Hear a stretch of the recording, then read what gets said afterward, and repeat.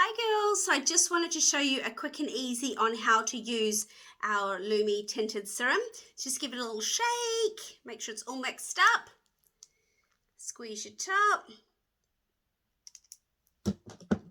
grab your Lumi kabuki brush, 1 or 2 drops on there, dab it all over your face,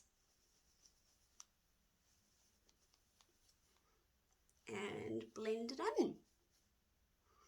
It really is that simple. For those more finer lines or fuller coverage, tighten your brush and just hold your finger there. That stops that from moving.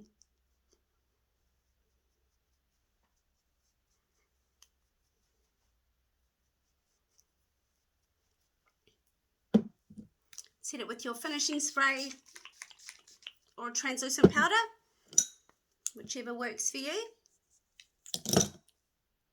Ready to go.